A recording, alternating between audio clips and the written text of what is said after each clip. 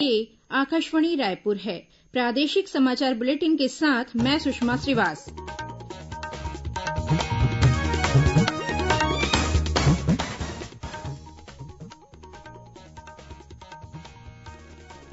और अब पेश है आज के मुख्य समाचार।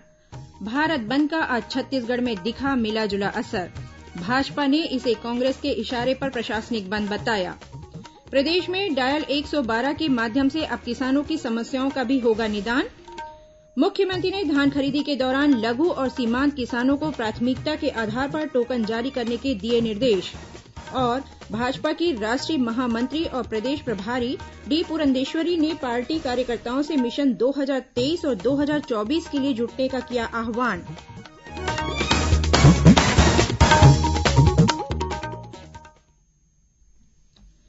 कोरोना महामारी के खिलाफ देश एकजुट होकर लड़ रहा है। आप भी हमारे साथ सुरक्षा और बचाव के 3 आसान एहतियाती उपायों का संकल्प लें। कोविड-19 से बचाव और सुरक्षित रहने के 3 उपाय। मास्क लगाएं, 2 गज दूरी है जरूरी, सुरक्षित दूरी रखें, हाथ और मुंह साफ रखें।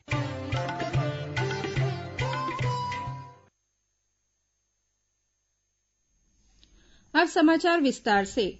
नए कृषि कानून के विरोध में विभिन्न किसान संगठनों द्वारा किए गए भारत बंद का आज छत्तीसगढ़ में भी मिलाजुला असर देखा गया। इस बंद को कांग्रेस और छत्तीसगढ़ चैंबर ऑफ कॉमर्स ने भी समर्थन दिया था।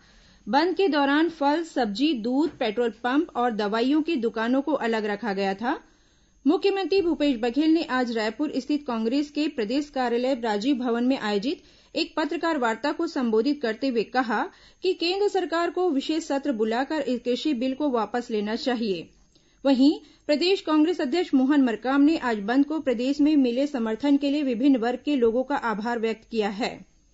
दूसरी ओर भारतीय जनता पार्टी के राष्ट्रीय उपाध्यक्ष और पूर्व मुख्यमंत्री डॉक्टर रमन सिंह ने कहा है कि यह बंद किसानों का नहीं बल्कि विपक्षी दलों का है। उन्होंने कहा कि किसानों की आड़ में कांग्रेस सहित अन्य दल राजनीति कर रहे हैं। वहीं भाजपा के प्रदेश अध्यक्ष विष्णुदेव साय ने इसे कांग्रेस के इशारे पर प्रशासनिक बंद बताया है। उन्होंने बंद को किसानों के बीच भ्रम फैलाने और कांग्रेस के किसान विरोधी चेहरे को छिपाने का हथकंडा बताया। वहीं नेता प्रतिपक्ष धरमलाल कौशिक ने कहा है कि केंद्र सरकार ने किसानों के हित में दूरगामी योजनाओं को ध्यान में रखते हुए ही बेहतर कृषि बिल लाया है। उन्होंने कहा कि इस बिल का विरोध ऐसे लोग कर रहे हैं जो हमेशा से किसान विरोधी रहे हैं। इस बीच जांजगीर चांपा जिले के नवागढ़ विकासखंड के हरदी गांव के किसान राजशेखर सिंह ने केंद्र सरकार द्वारा कृषि सुधार के लिए उठाए गए कदमों का स्वागत करते हुए कहा है कि यह बिल किसानों के हित में है। अभी वर्तमान में जो राष्ट्रीय कृषि बिल है, इस किसान इसके अज्ञानतावश कहीं कहीं पे विरोध प्रदर्शन कर रहे हैं। ये वास्तव में कृषि बिल को ढंग से पढ़ा जाए, पहली बार ऐसा कृषि बिल आया है जो किसानों के लिए बहुत ही फायदेमंद सिद्ध होना है। सरकार ने इसमें सारी पाबंदी हटा दी है। एमएसपी के सिवाय भी किसान अपना उत्पादन जहां कहीं भी फायदेमंद सौदा होता है वहां ले जाके बेच सकता है। केंद्र सरकार द्वारा पूर्व में जो घोषित किसानों की आय को 2 गुना करने की बात थी, वास्तव में उसको इस बात से समर्थन मिलेगा और इससे किसानों की आमदनी में निश्चित रूप से वृद्धि होगी। ये केंद्र सरकार द्वारा लाई गई बहुत ही अच्छी बिल है, इसकी तारीफ होनी चाहिए। प्रदेश में डायल 112 के माध्यम से किसान अब धान बेचने सहित अन्य किसी भी प्रकार की समस्याओं का त्वरित निदान पा सकेंगे। मुख्यमंत्री भूपेश बघेल ने डायल 112 में किसानों से प्राप्त होने वाली समस्याओं का त्वरित निदान करने के लिए कलेक्टरों और पुलिस अधीक्षकों को निर्देश दिए हैं। यह सेवा किसानों को इस वर्ष समर्थन मूल्य पर की जा रही धान खरीदी तक मुहैया कराई जाएगी। इसके तहत किसान पंजीयन रकबे की एंट्री, रकबे की कमी, गिरदावरी में किसी प्रकार की त्रुटि, धान बेचने में आने वाली समस्या और किसी प्रकार की आर्थिक सहायता की आवश्यकता होने पर डायल 112 पर फोन करके जानकारी ले सकते हैं। इसमें किसानों से प्राप्त होने वाली शिकायतों और उन पर की जाने वाली कार्रवाई की समीक्षा हर सप्ताह मुख्य सचिव द्वारा की जाएगी। इस बीच प्रदेश में किसानों के समर्थन मूल्य पर अब तक 8,46,000 मीट्रिक टन से अधिक धान की खरीदी की जा चुकी है। सबसे ज्यादा महासमुंद जिले में 74,000 मीट्रिक टन से अधिक धान की खरीदी की गई है। वहीं दंतेवाड़ा जिले में सबसे कम 257 मीट्रिक टन धान की खरीदी हुई है। इधर राजनांदगांव जिले में भारतीय जनता पार्टी ने धान खरीदी की व्यवस्थाओं पर नजर रखने के लिए निगरानी समिति का गठन किया है।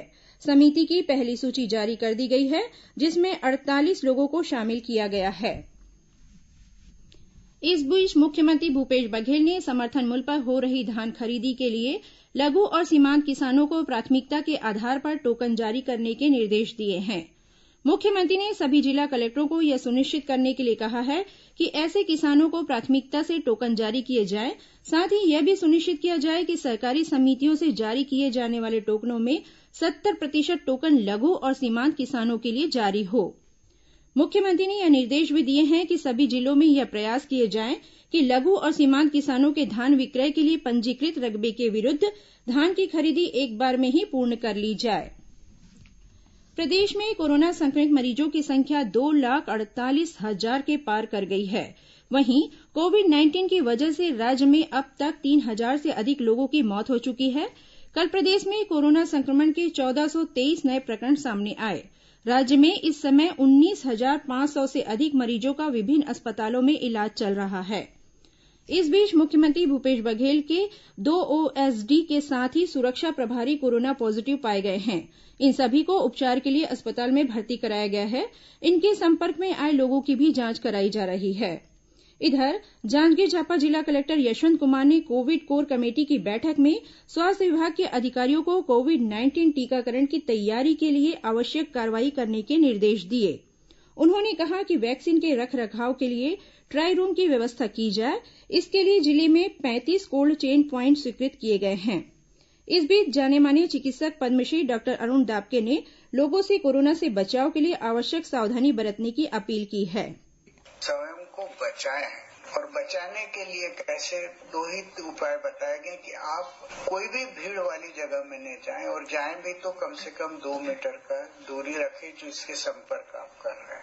और दूसरा है ये जो वायरस है ये श्वास से, जैसे अपन सांस लेते हैं, अपन बोलते हैं, अपन खांसी करते हैं तो ये अपने गले से, नाक से और रेस्पिरेटरी ट्रैक में रहता है, वो बाहर निकलता है। तो इसको रोकने के लिए लगातार मास्क का उपयोग बताया जा रहा है। अगर आप अपने को मास्क वापरेंगे तो आपके द्वारा निकले गए कीटाणु बाहर नहीं निकलेंगे और इससे दूसरों को रोग होगा। और प्रादेशिक समाचार आप आकाशवाणी रायपुर से सुन रहे हैं। और अब आगे बढ़ते हैं बाकी के समाचारों की ओर। भारतीय जनता पार्टी की राष्ट्रीय महामंत्री और प्रदेश प्रभारी डी पुरंदेश्वरी ने अपने 2 दिवसीय रायपुर प्रवास के दौरान अनेक बैठकों को लेकर पार्टी नेताओं और कार्यकर्ताओं को जरूरी दिशा निर्देश दिए हैं। उन्होंने सांसदों, विधायकों और पूर्व विधायकों के साथ ही पिछले विधानसभा चुनाव में भाजपा प्रत्याशी रहे लोगों को संबोधित करते हुए कहा कि सभी कार्यकर्ताओं को मिशन 2023 और मिशन 2024 के लिए एक साथ जुटना होगा।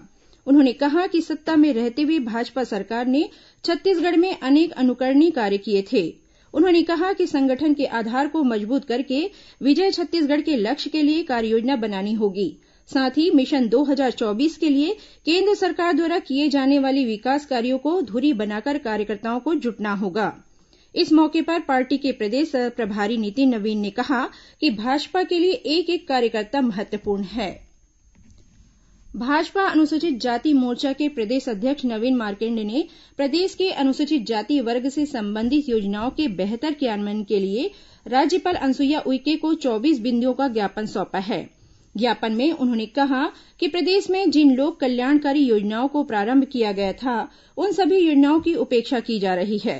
कई महत्वपूर्ण योजनाएं बंद कर दी गई हैं और कई योजनाओं का क्रियान्वयन रोक दिया गया है। कोरबा जिले में आज सुबह हाथी के हमले में एक वृद्ध महिला की मौत हो गई। मिली जानकारी के अनुसार जिले के लेमरू वन परिक्षेत्र में बड़गांव में एक दंतैल हाथी ने घर में काम कर रही बुजुर्ग महिला पर हमला कर दिया, जिससे उसकी मौके पर ही मौत हो गई। बताया जाता है कि लेमरू वन परिक्षेत्र में हाथियों का एक दल विचरण कर रहा था, जिसमें से एक हाथी बिछड़कर बड़गांव पहुंच गया। घटना की सूचना मिलने के बाद वन विभाग के अधिकारी मौके पर पहुंच गए और हाथियों की गतिविधियों पर नजर रखे हुए हैं। तमिलनाडु में बंधक बनाकर रखे गए महासमुंद जिले के 14 मजदूरों में से 7 मजदूरों को एक सामाजिक संगठन ने छुड़वा लिया है। इन मजदूरों को आज पिथौरा लाया गया। इन मजदूरों को अच्छा रोजगार और मजदूरी का लालच देकर तमिलनाडु में एक कप फैक्ट्री में बंधक बनाकर काम करवाया जा रहा था। इन मजदूरों के परिजनों ने इन्हें छुड़वाने के लिए महासमुंद जिला प्रशासन से गुहार लगाई थी। प्रदेश में बीते 24 घंटों के दौरान हुए अलग अलग सड़क हादसों में 6 लोगों की मौत हो गई, वहीं 8 अन्य व्यक्ति घायल हो गए हैं। सरगुजा जिले में बीती रात हुई एक सड़क दुर्घटना में 4 लोगों की मौत हो गई। मिली जानकारी के अनुसार ये सभी लोग बरडीह से 4 पहिया एक वाहन में सवार होकर शादी समारोह में शामिल होने सेमरडीह गए थे। वापसी के दौरान इनका वाहन अनियंत्रित होकर पलट गया। इस हादसे में 3 लोगों की मौके पर ही मौत हो गई, वहीं एक अन्य व्यक्ति ने इलाज के दौरान दम तोड़ दिया। इस घटना में 7 अन्य लोग घायल हुए हैं, जिनमें से 5 की हालत गंभीर बनी हुई है। इधर जांजगीर चांपा जिले के पीपरसत्ती गांव में सड़क किनारे बैठे 2 लोगों को मोटरसाइकिल ने ठोकर मार दी। इस हादसे में एक युवक की मौके पर ही मौत हो गई, वहीं एक अन्य युवक घायल हो गया। उधर कोंडागांव जिले के बनिया गांव पुल के पास 2 वाहनों के बीच हुई आपसी भिड़ंत में एक व्यक्ति की मौके पर ही मौत हो गई। दुर्ग और रायपुर के आसपास लूट की घटनाओं को अंजाम देने वाले एक आरोपी को पुलिस ने गिरफ्तार कर लिया है। दुर्ग रेंज के पुलिस महानिरीक्षक विवेकानंद सिन्हा ने बताया कि यह आरोपी 50 से अधिक लूट की घटनाओं में शामिल रहा है। इसके पास से 50 नग मोबाइल, 6 सोने की चैन, 3 दोपहिया वाहन और 7.5 लाख रुपए नगद बरामद किया गया है। कोंडागांव जिले में बनिया गांव के बच्चों को पुलिस विभाग द्वारा सेना में भर्ती होने का प्रशिक्षण दिया जा रहा है। इसके तहत बच्चों को 100 मीटर, 1500 मीटर और 5 किलोमीटर तक की दौड़, लंबी कूद, ऊंची कूद, गोला फेंक और विंब तथा रस्सा चढ़ने का प्रशिक्षण दिया जा रहा है।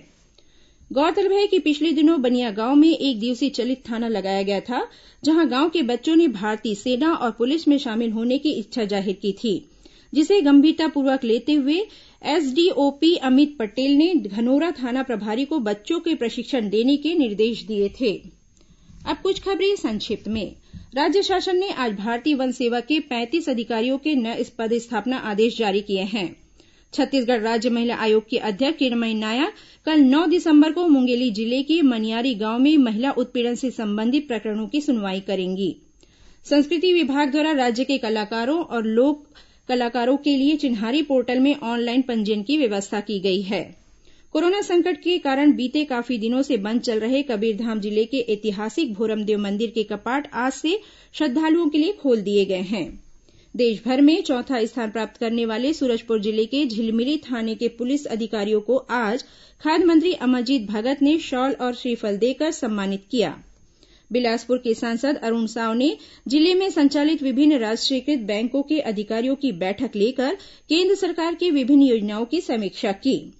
बीज निगम द्वारा पिछले 1 साल से बोनस की राशि नहीं दिए जाने से नाराज जांजगीर चांपा जिले के किसानों ने आज बीज निगम कार्यालय के सामने धरना प्रदर्शन किया। राजनांदगांव मेडिकल कॉलेज अस्पताल में एमडी मेडिसिन और हृदय रोग विशेषज्ञ डॉक्टर यूएस चंद्रवंशी को सिविल सर्जन बनाया गया है। जांजगीर चांपा जिले के किकारी गांव में पंचायत सचिव के साथ मारपीट करने के आरोप में 7 ग्रामीणों के खिलाफ एफआईआर दर्ज किया गया है। दुर्ग स्थित भिलाई इस्पात संयंत्र के रेल मिल विभाग में शिपिंग रिकॉर्ड रूम में आज सुबह आग लग गई। फायर ब्रिगेड की मदद से आग पर जल्द ही काबू पा लिया गया, लेकिन इस आगजनी में इस विभाग से संबंधित महत्वपूर्ण दस्तावेज जलकर राख हो गए। भिलाई इस्पात संयंत्र में आज काम के दौरान एक टैंकर चालक की भी मौत हो गई। और राजनांदगांव जिले के छुरिया से पुलिस ने अवैध शराब के साथ 3 लोगों को गिरफ्तार किया है। इनके पास से करीब 500 देशी शराब की बोतलें बरामद की गई हैं। अंत में मुख्य समाचार एक बार फिर। भारत बंद का आज छत्तीसगढ़ में दिखा मिला जुला असर। भाजपा ने इसे कांग्रेस के इशारे पर प्रशासनिक बंद बताया। प्रदेश में डायल 112 के माध्यम से अब किसानों की समस्याओं का भी होगा निदान।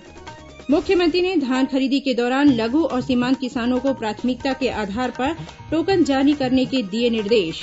और भाजपा की राष्ट्रीय महामंत्री और प्रदेश प्रभारी डी पुरंदेश्वरी ने पार्टी कार्यकर्ताओं से मिशन 2023 और 2024 के लिए जुटने का किया आह्वान। इसी के साथ प्रादेशिक समाचार बुलेटिन समाप्त हुआ। नमस्कार।